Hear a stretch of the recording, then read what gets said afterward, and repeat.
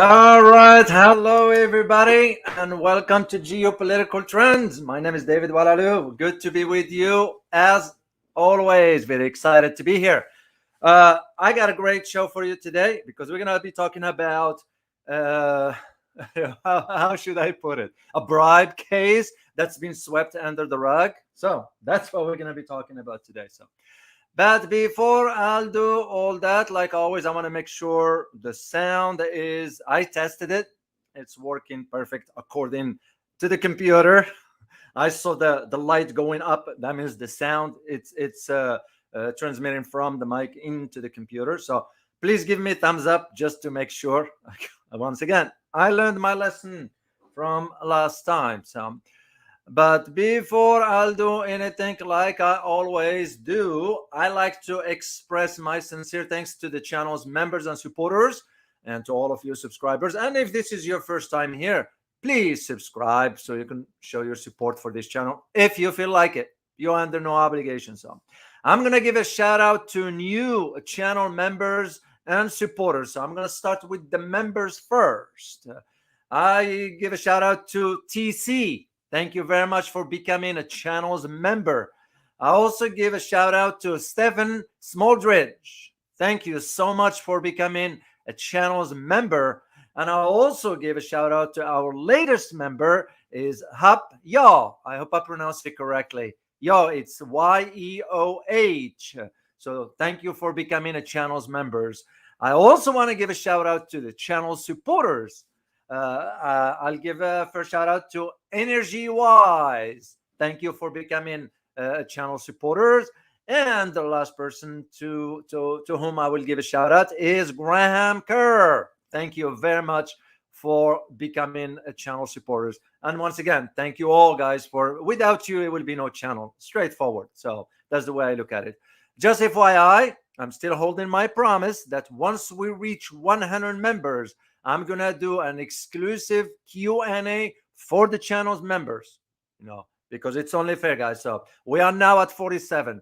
I'm gonna give you a challenge, and the challenge is: how about if we reach 100 by the end of this month? You guys think can we? Can we do it? I'll let you think about that. So, once again, today's topic, we're gonna be talking about European Commission defiant. Listen carefully. European Commission defiant over the European Commissioner von der Leyen, Ursula von der Leyen, Pfizer's bribe case. Actually, in this case here, for the defiance is about some text messages, and I'll provide you the detail. So the question we will ask, any person will ask that question, is was Ursula von der Leyen on the take? What do you guys think? But please don't jump to conclusions yet.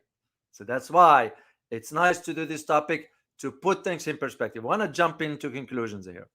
The second question we need to ask, which I will provide detail about, is how far is Pfizer's corruption has gone? You will be amazed because I have a record that goes back some over 10 years, and I'll provide you all that information. So let me check back on to make sure that they see a thumbs up from, oh yeah, Alba back. Thank you very much. Ronnie, thank you very much. Coach Ahoy, hi to you as well. KRT, thank you very much. Jan Hakor, thank you very much. So the sound working perfectly. So we're gonna move on because I got a lot to cover on this one here. So now, oh, by the way, I'm going to do a tour around the world for you briefly. There are 2 or 3 items I need to share with you. So let's start with the first one. Let me pull up the picture for you because I always like to share pictures with you so you'll see what I'm talking about here. And this one has to do with right here, the Wagner Group. Yeah, Wagner fighters are now training army soldiers in Belarus. So I'll let you reach your conclusion. And by the way, which the media is not disclosing in detail, it was a meeting between the head of the Wagner and the Russian President Vladimir Putin. The Kremlin confirmed this. I checked it with people who are very familiar with this topic. So there was a meeting over there. And as a matter of fact, Wagner now has already decided to turn over its weapons and ammo to the Russian military or defense ministry. Yep. So despite what you hear from the West, that's a different story. So, second one has to do with this one, which is very sort of good and bad. you know, this one has to do with, and here's the thing, aimed U.S.-Japanese dispute with China. ASEAN, listen carefully, ASEAN foreign ministers warn of rising tensions in the region because they just concluded the foreign ministers meetings of the ASEAN, which just concluded in Indonesia's capital, Jakarta, yesterday. So, and here is the interesting thing.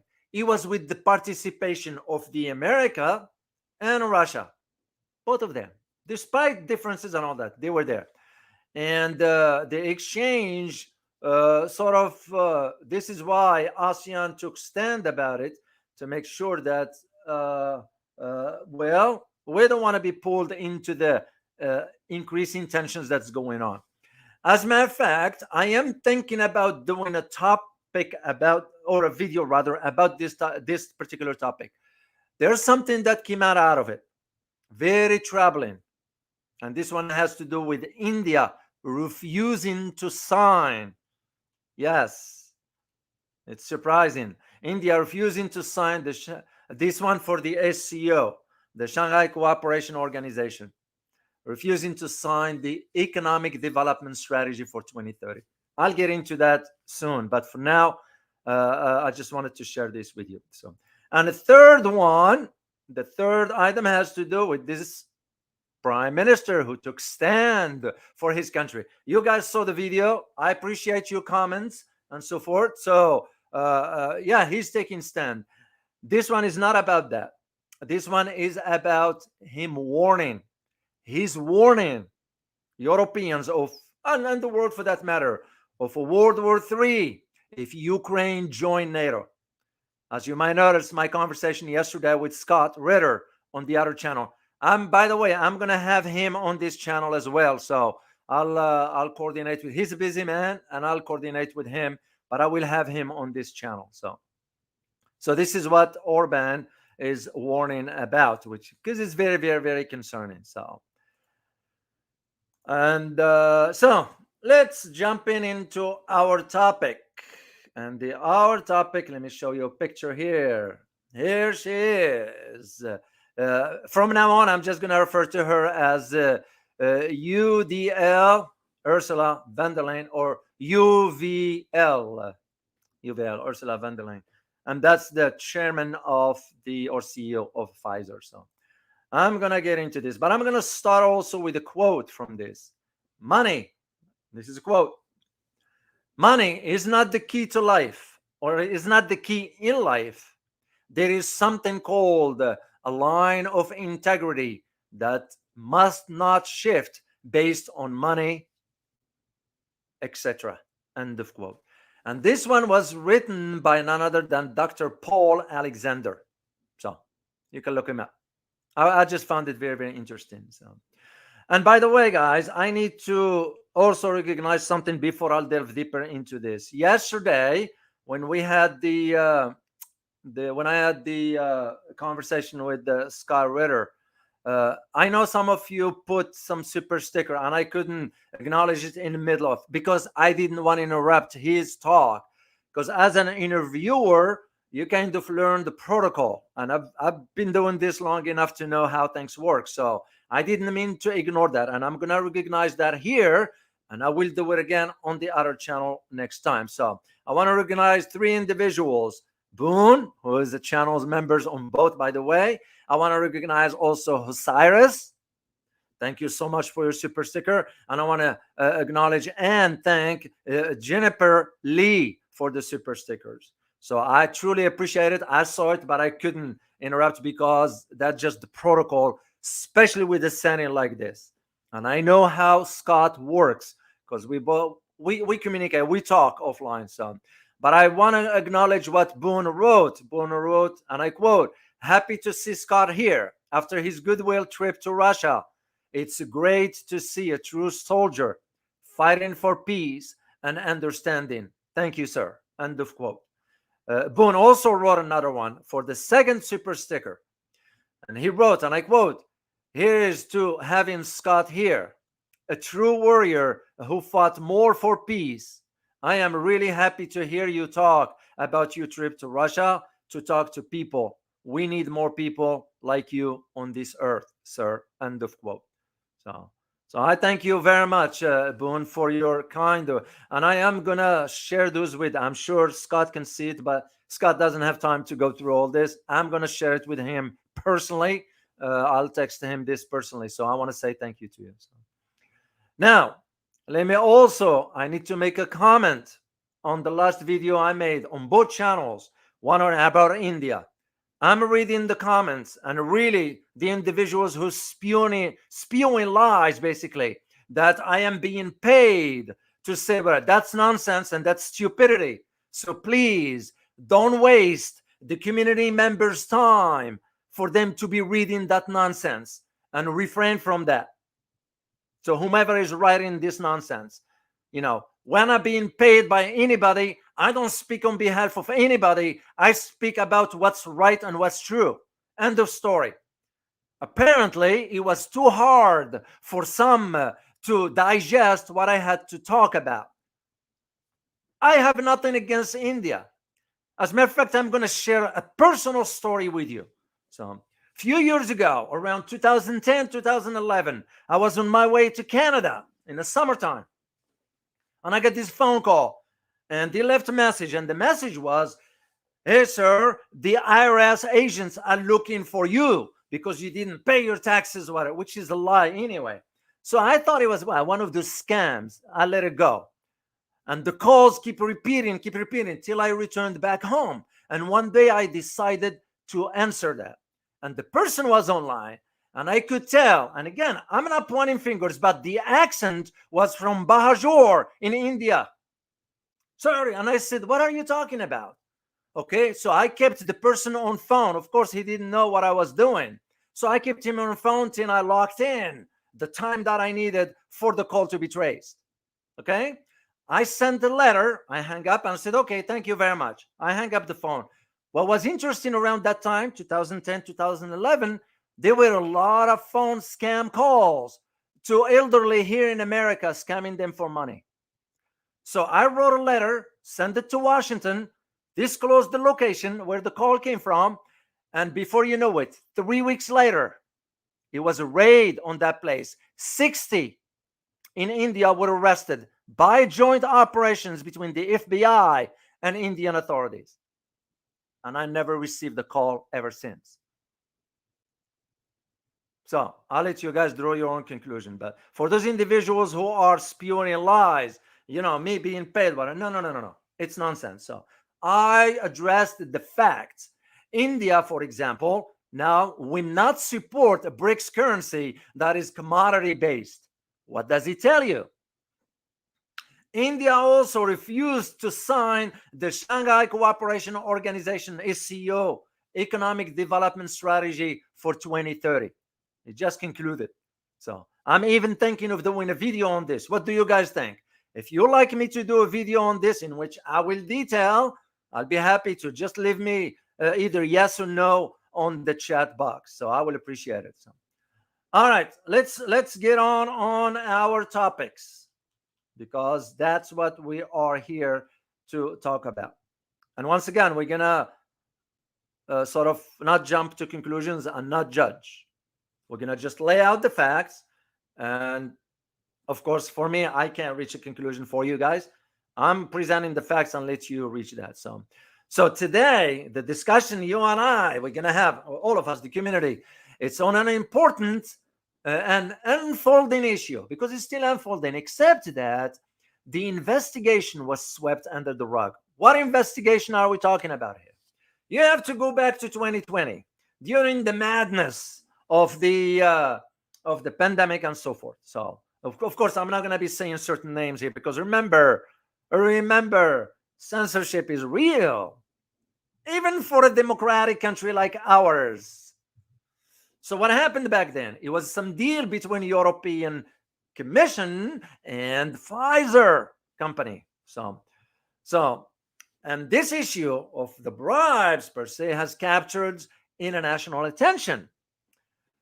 So what happened after that? The European Union, which is, to me, if they are to claim, known for its commitment to democratic values and the rule of law, finds itself grappling with allegation of corruption. Yeah, corruption, And those are not mere whispers. Those are facts. Those are not whispers in the wind per se. But the charges were directed towards the high-profile figures within the European Commission. Which one are we talking about? The commissioner, Ursula von der Leyen, the former defense minister of Germany, who became the European commissioner. And wait until I tell you the secret, what she's planning. I'll keep that for later on. So she's the president of the European Commission. And of course, the case involved her and let me get you the picture of the Pfizer. Oh, let me say thank you to, KL. Thank you so much for your super sticker. Truly appreciate it. It's easier for me to do it when I'm by myself here, except it's hard when I am doing an interview with a guest and so forth. So thank you so much, KL. Truly appreciate it. So here's the picture of the Pfizer CEO. That's his picture. And once again, here is that picture between the two of them talking. And again, we're just saying they're talking. We don't know the details, but I'm going to provide you the inside information for you to put that picture together. But once again, you reach your conclusion. So that idea of one of the Pfizer, one of the world leading pharmaceutical companies. Well, you all know why. Because of the medications, right? Why do you think pharmaceuticals are were after the pandemic and so forth? It's because profit. This is where you see a company like this, and look at the background here. You all can read, right? The WEF. You all can read. But if you put the pieces together as to what companies like Pfizer, and again, I am not pointing fingers at Pfizer. I don't do that kind of nonsense. I'm presenting the facts. And if people have a hard time accepting this, then that becomes on them, not me. That means they're just not able to handle the truth. Simple as that. So for Pfizer, in coordination with Ivo Bill, of course, and the World Economic Forum, which we all know what they are aiming for, the global reset or the Great Reset. And again, we're not going to be talking about that because that's not the key topic here. The idea is that why? It's like what happened for us here in the US. The investigation. And here, I was in Washington, so the investigation about 9/11. What happened to it? Can anybody tell me? So without, of course, we're not talking classified stuff. I can't talk classified stuff. So basically, let me see if any of you put the answer over there. Sometimes it's nice to read your comments or answers. And I know it takes a while for this to come up, so I'm gonna just keep moving, guys, and we'll get back to it. So the idea of that the investigation on about 9/11 was swept under the rug. So the family of the 3,000 people that died didn't get justice. So it's no different than this case here.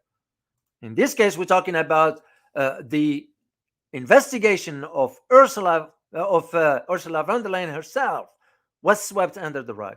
Because here's the thing, the EU watchdog, the European Union, make sure to make a distinctions between the European Commissioner or the European Commission and the European Union.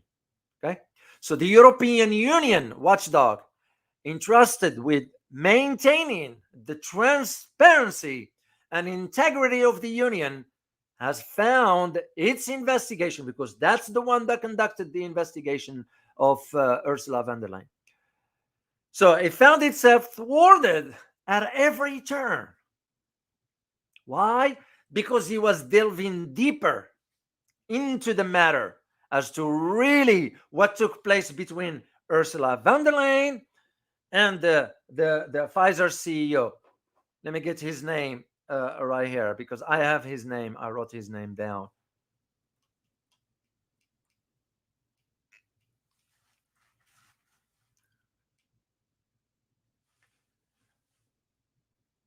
I don't know where I put it. Charles, if I am not mistaken.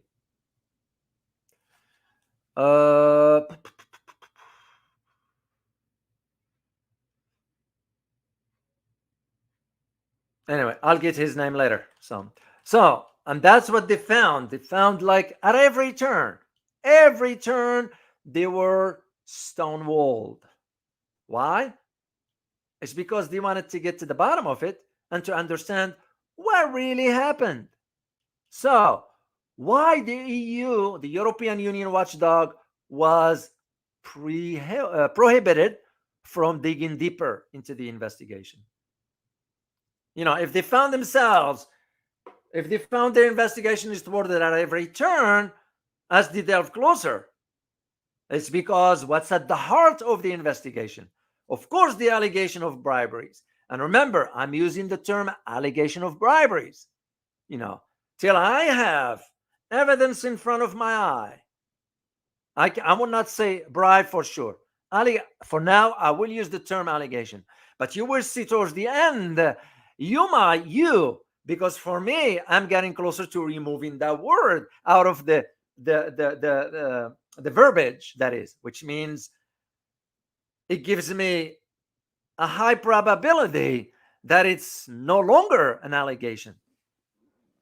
So, which is, by the way, a grave offense and an affront. It's an affront to the principles that the EU and its member nation hold dear to their hearts. Because you all remember, anytime Europeans scream bloody loud, they'll say about the human rights, the rule of law, respect of law, when they couldn't do it themselves. So the next question becomes for us is, which is a common question, was money exchanged in this case? Did Pfizer, in its quest to secure lucrative vaccine deal, stop to engage in bribes? And the fundamental question of them all, did Ursula von der Leyen, a beacon of so-called political leadership, which I don't believe in that anyway, accept these alleged underhanded dealings?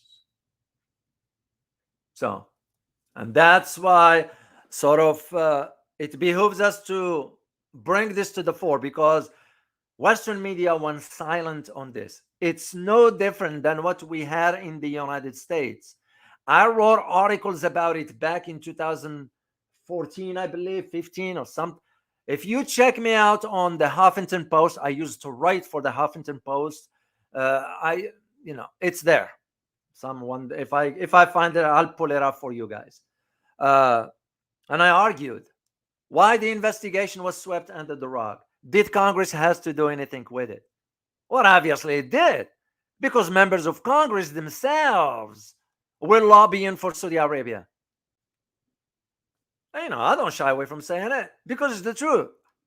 So this is no different here. So those are tough questions that we need to ask, and questions that demand answers. Because, in my opinion, these kind of questions shake the foundation of the faith in this institution. I don't have faith in this institution, the like of the EU, the like of the ICC, even the UN itself.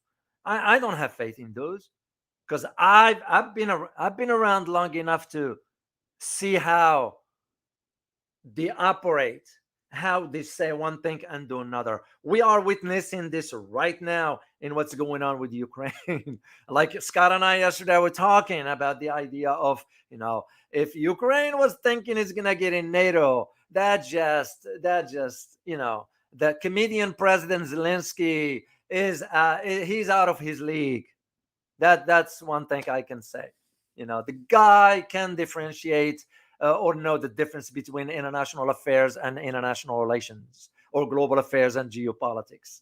I mean, you ask him, just define geopolitics for me, and he'll be like, "What are you saying?" And again, I'm not putting the guy down. No, I don't do that kind of nonsense, because it's nonsense. But I don't hold back from calling a spade a spade. You call him out on it, because you will think he will learn from history, like what happened in Georgia with another idiot like Mikhail Saakashvili, the former president. It was the same scenario. So it's same thing for here, the EU, that's screaming bloody loud about human rights and the rule of law, and when it comes to bribe at the heart of its core, of its values, let alone by the higher ups. So if the higher ups do it, what do you think the lower people in the bottom might do? Even though you can find honest people at the bottom of the hierarchy. This is what's troubling. But remember, as I said at the beginning, no matter what, no matter how vital these questions are, because they have been met, first of all, with a wall of silence.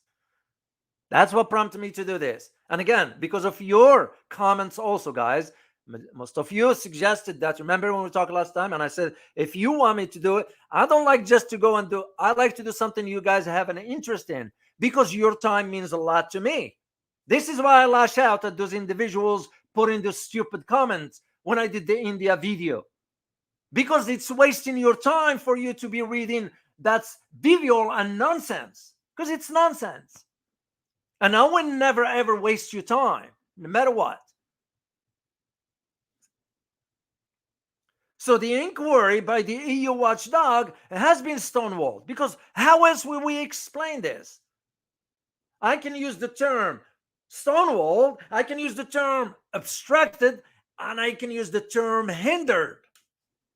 Well, if those three are aligned, what does it tell you? Something is been cooking, because that's the only way. But again, let me be clear, guys. The objective here is not, and I repeat, is not to pass premature judgments or engage in speculations. I'm laying out just the facts, and we're gonna get, let the facts lead you where they may. Simple as it is. It is crucial, I believe, it is crucial for the sake of transparency. And I may even use the term justice. Justice matters. Truth matters. So, and why the transparency and justice? Because such investigations carry out thoroughly. They have to be without obstruction, without hindrance, openly and fairly. Let everybody see the facts where they are, So we must know the truth, because again, truth matters. And that truth itself must be made public. This is why I'm questioning why the investigation was swept under the rug. On whose authority? Well, she is the commissioner.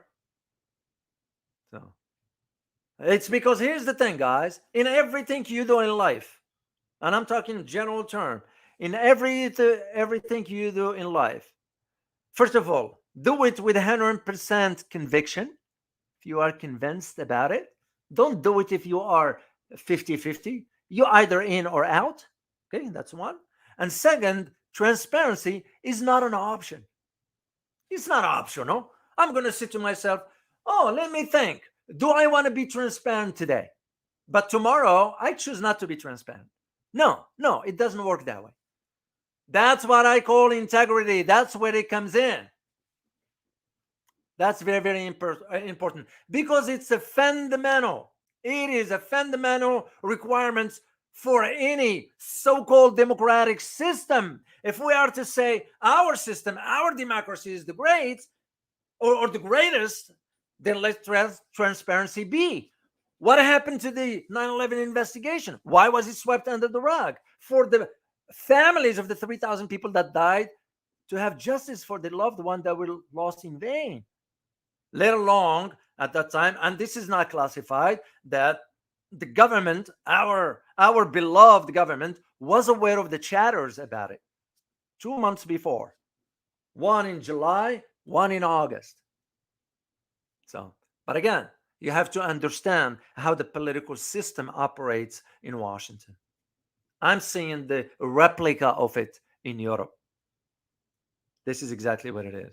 So, because those are serious allegations, at the helm of the European Union. And in my opinion, they ought to be addressed properly and promptly and according to the law and regulations. Just because you are the European Commissioner doesn't give you the right. You are not an emperor or an empress to just do whatever you want. What happened to the common man? What happened to the average person? He or she might not have a voice. Should we just disregard them? No. They are citizens. They have the right. If we are to say we live in a really true democracy, which such thing doesn't exist, by the way, it's an illusion. If Aristotle warned about it 2,000 years ago, we're seeing it. So then you got a bigger problem to all this. How would you maintain public trust? How will European trust the EU commissioner that involved in bribe allegations?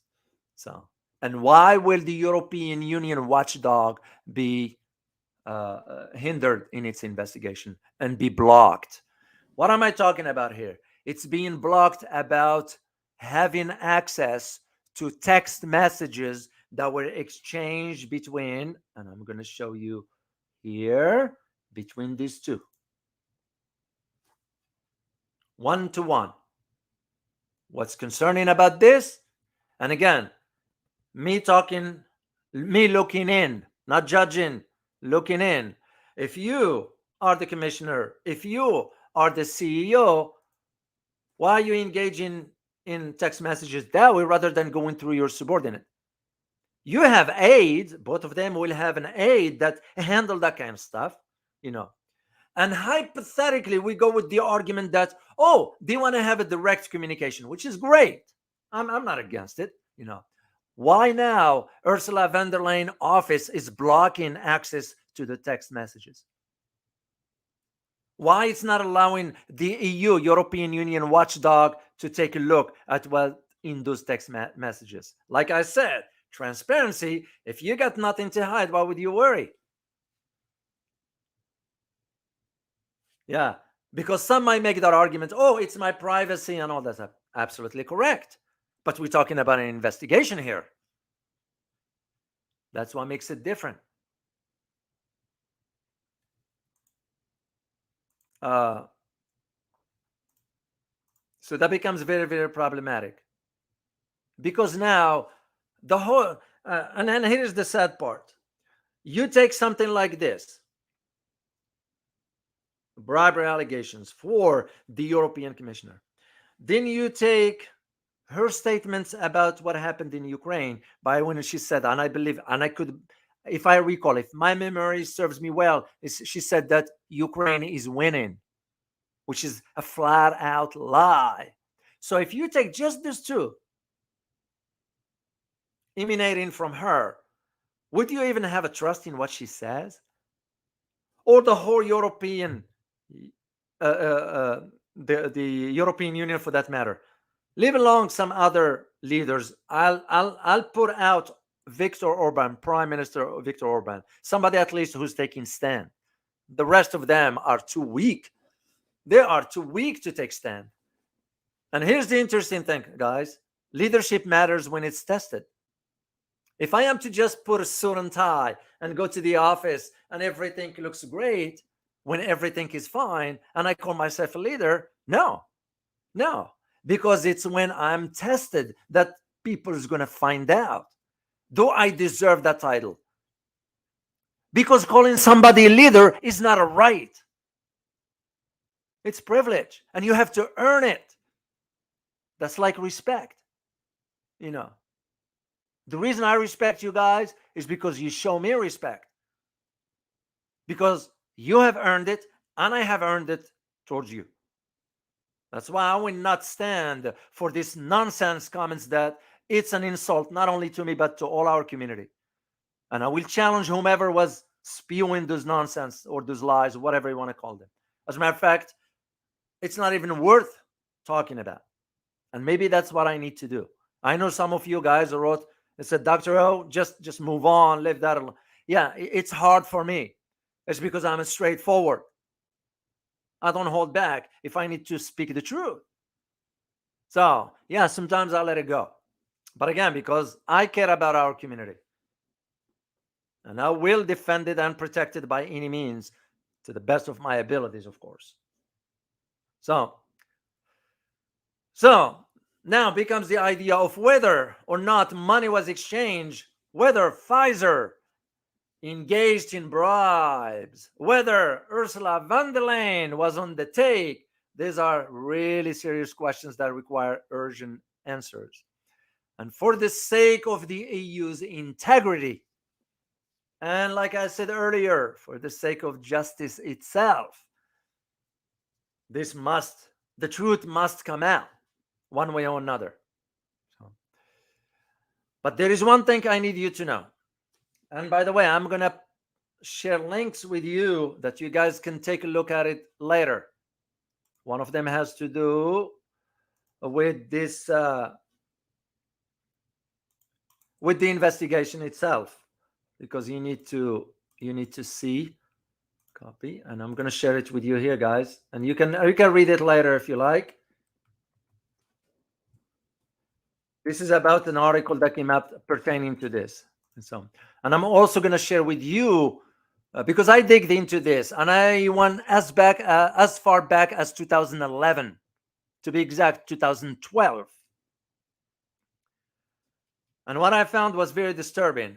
I was aware of some, because Pfizer was involved in 6 scandals at that time, or 6 bribe cases. Let me share the link with you guys. Okay, let me see this one here.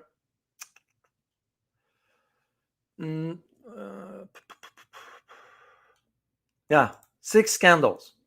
And this article, as a matter of fact, this recent article that it's only go back to 2021,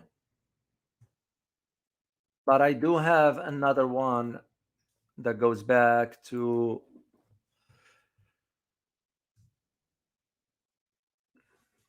and by the way, the CEO's name is Albert Bourla, Bourla. That's his name. So let me go back to the article that I found, which was back in 2006. I'm sorry, 2012. And I'm going to share with you an image here. Is this image right here, guys? And by the way, this is why it's what prompted me to be thinking about the health aspect, because you need to know certain things. This is what pharmaceutical wants you to be on. This is basically shortening your life. 2 things will help you. Stay away from a doctor and do not take medication. But I'll be addressing that in and I promised you I will do a health channel about sharing health tips with you. It's going to be just for that. There is no geopolitics. There is no global affairs. It's health tips. And the reason is I have acquired information. I have acquired knowledge over the years, but I also have access. I have access to people who know a great deal for over 40 years in this field. So to me, was what is my role in this world if I couldn't share the knowledge with you? So just to help you. And again, take it or leave it. It's your decision, not mine. But at least for me, I'll say to myself, I've contributed something to humanity. I don't care where you are joining me from, in a sense of, you're all the same to me. You don't favor one over another. You don't do this or that. That to me, we're all the same. We're all the same, guys. This is where I see why some people are so short, like close-minded, just because something was said they didn't like, instead of having an open mind and listen carefully first before jumping to conclusions, issuing statements that have nothing to do with reality, and spewing lies. So that's the reason why I want to do the health channel with you. So here's the link, guys. And this one here, by the way, just to let you know, because I had to confirm this stuff here, even though it's an article and all that, but it's still. So the reason why is because back in 2012, an employee of Pfizer, as a matter of fact, not just one, those employees, and they were located in Italy, not even here in the US. Italy provided free call phones, photocopier, printers, and televisions to doctors. That's what they did. That's what they disclosed. Is that Pfizer embarked on arranging for vacations for doctors to push the medication. They also arranged for weekends in Rome, and even made a direct cash payment under the guise of lectures fees. Because lectures, I'll give you a quick, which a lot of people do not know. For us here in the US, when somebody like a high-ranking officer or official inside the government, once they're done with the government, they go on a speaking engagements, right? How much do you think they charge? I'll give you a quick example. Clinton, when he went to Australia and gave a talk in Australia, how much did he charge for that? Just 1 hour talk. It was, I believe, over $100,000. So what people do not know is that when those individuals are giving those lectures, they are lobbyists. They've already been hired by the entity that invite them to give the talk. So where is the integrity? Where is the honesty? Because what you're going to be saying as a lecturer, you're going to be saying what the entity wants you to say, not what you believe is true and accurate. That's why, if you recall yesterday in my conversation with Scott, before we even start, I said he is the big deal. He's the deal because I trust his judgment. This is what I call a true patriot. But you can see somebody like him, instead of being advising, the government can reach out to him to learn from. They marginalize him and the likes of him. I can think of Dr. Ken Hammond, a scholar who knows a great deal about China. You will think our great government will be reaching out to him for advice. That's what I meant by this, guys. And here is what's in return for those weekend trips in Rome and the vacations in Gallipoli. In return for that, it's a promise from doctors to recommend and prescribe Pfizer's product. So this is what I found this article in 2012, and I'm going to share it with you. As a matter of fact, at that time, when an investigation inside the US was conducted, Pfizer had to pay $60.2 million in penalties to settle the documented charges of bribery. By the way, $60 million is a drop in a bucket. This is exactly what's at the heart of this investigation in Europe, because the EU gave billions of dollars to Pfizer in return for 1 billion dosage of the vaccination and all that stuff. The dosage, whatever that was. I hope you didn't take it. Yeah, stay away from that stuff. Take my word for it. And I'm talking based on experience, and I'm talking based on facts. You all hear about, I don't know if your country, whatever part of the world you're in, when the winter gets closer at the end of the fall, well, you need to take flu shots and all that stuff. Don't.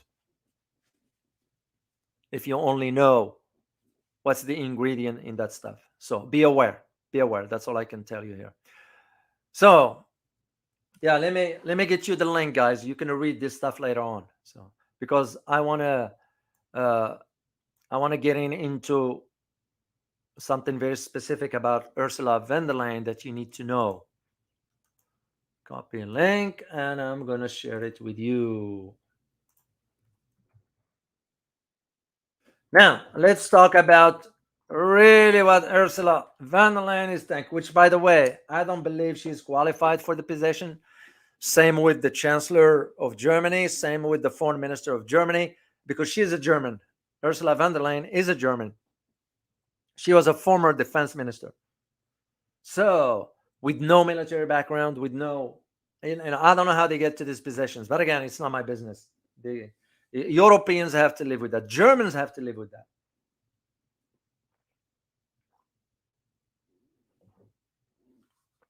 Here's the thing. NATO summit. Now, you always, as I always say, you have to think of the big picture. NATO summit. The Secretary of NATO, Jens Stoltenberg.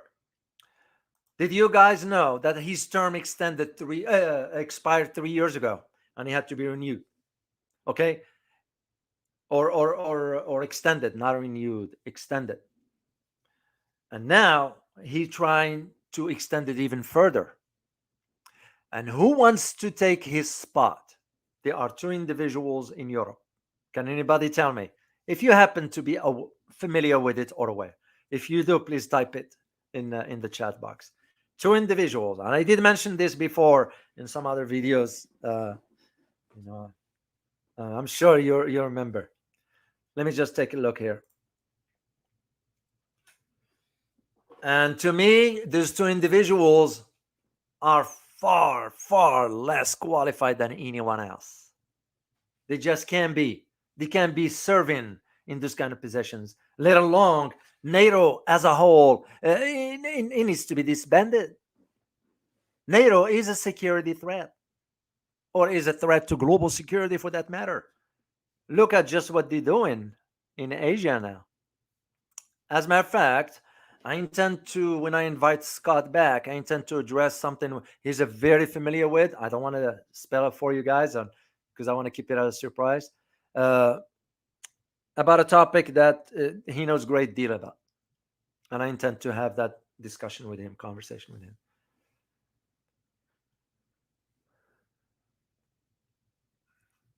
Oh, I think Wu. David, I think the woman Von der Leyen consider herself as an American. Her husband and all his 7 or 5 children are working and living in the US. Yeah, I won't be surprised, But the thing is, if you are as an American, why are you representing the interest of the Europeans? Which tells you right there, Europe can be independent, So let me see if you guys put it down. The other channel. Can anybody type in for Brendan Burke, the other channel, the geopolitical trend? No, he's asking for the geopolitics in conflict. So if anybody can type in that for him, please, that would be great. So the two individuals that they want to replace Jens Stoltenberg is the clown Bojo. Believe it or not, he is behind closed doors pushing to become the next Secretary of NATO. Okay. And the second person is Ursula von der Leyen. Now, why Ursula von der Leyen is of interest to this? And here is the thing. You guys need to understand the big picture. What just happened last week in the Netherlands, in the Dutch? The government collapsed, and the Prime Minister, Mark Rutte, resigned.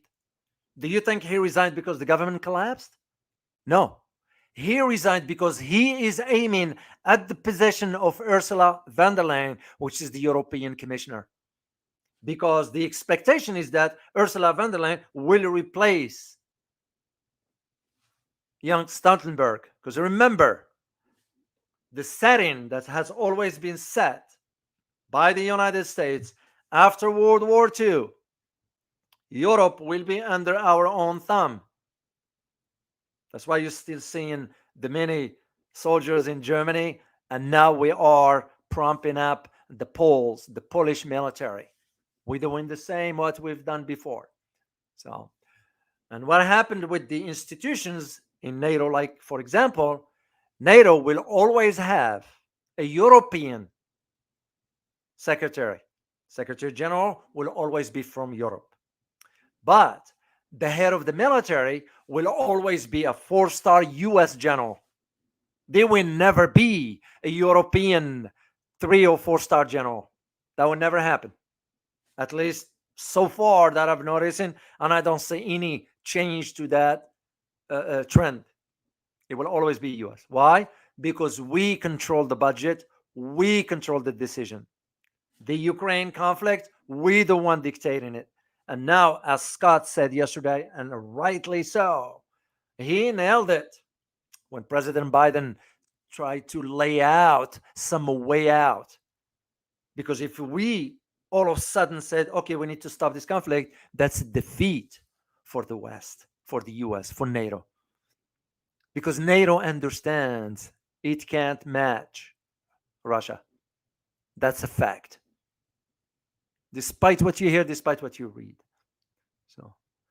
So for NATO, it will always be a European at the Secretary General, but the military commander will always be European. It's no different than the IMF and the World Bank. Okay?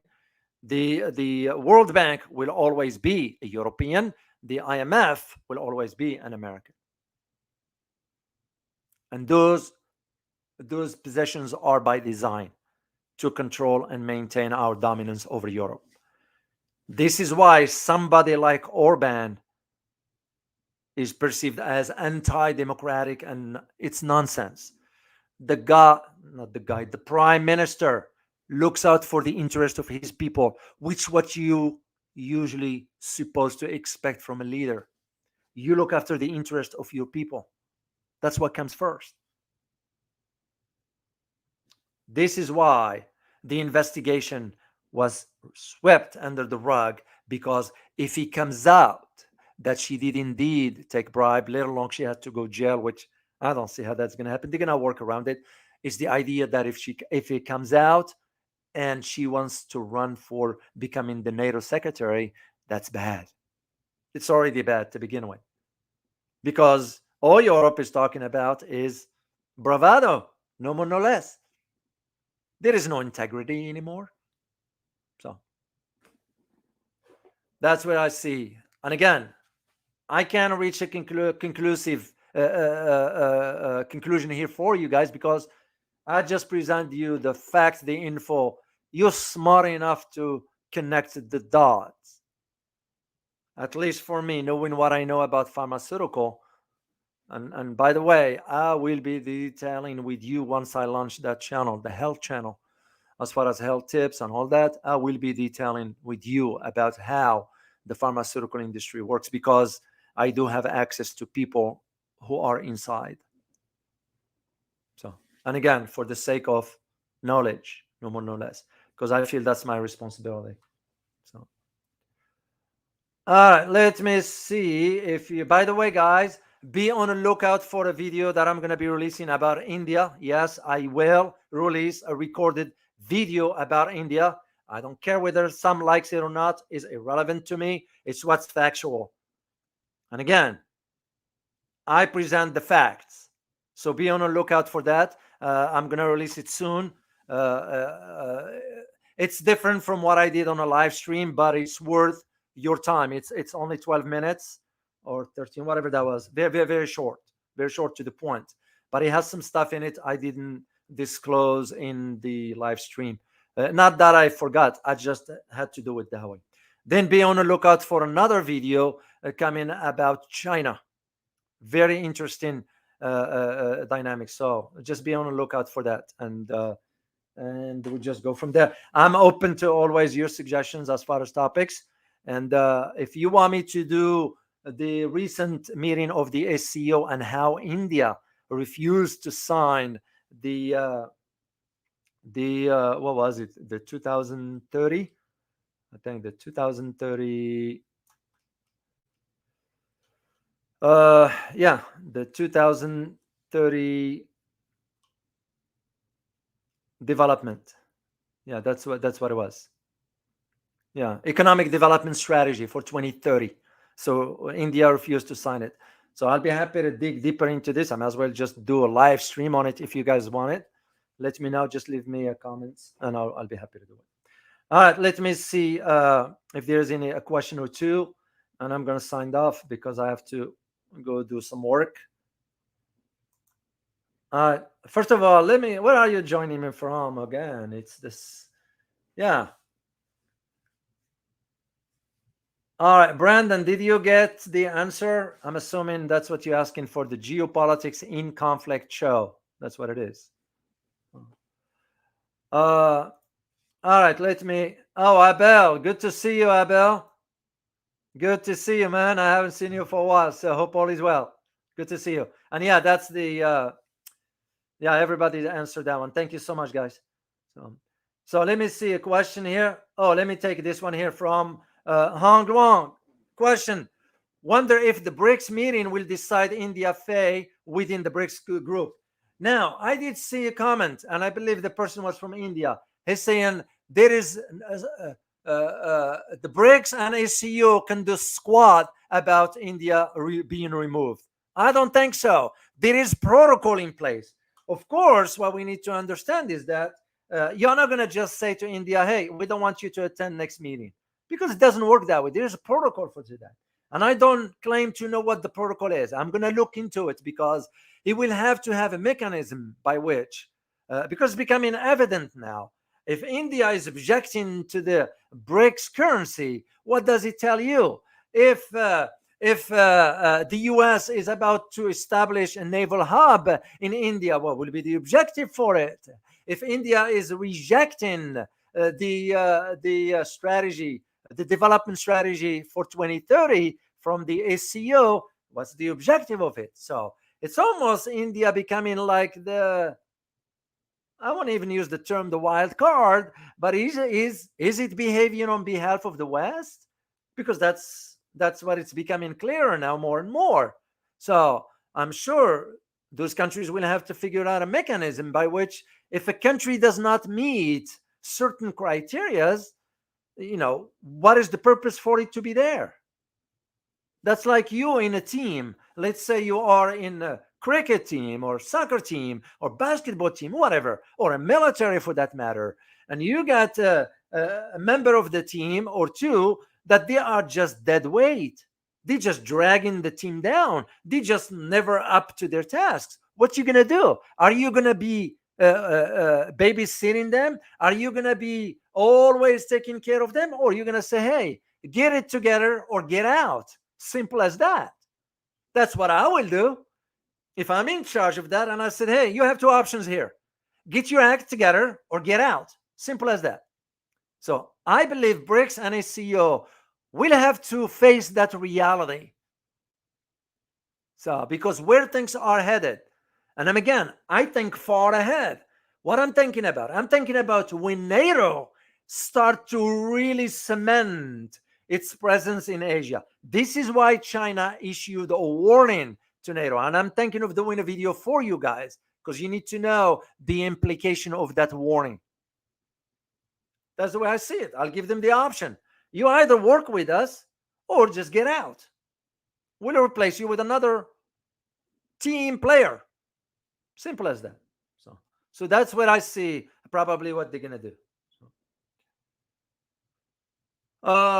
Atin Wu, you're saying, please do, David, please do talk about India rejecting BRICS currency. Yeah, it's worth talking. Uh, I'll share it with you guys. I'm not gonna, because you're a part of the community. So uh, I will be having a call with some very important individual without detailing here. And this individual has to, on the global market, deals with gold. So this is one of the things he needs to really have a grasp, and that's why I reached out. He understands by the way how I present my analysis about where I see this. So I will be happy to do that at the end, because it's worth talking about, and we need to know. It's the truth is the reality. So if somebody gets upset or didn't like what I talk about, I'm sorry, and I don't talk or write or address something to meet the sensibilities of people. I'm beyond that nonsense. And you guys all know that by now. So, all right, let me see one more question if there is one, and I'm going to sign off, guys. All right.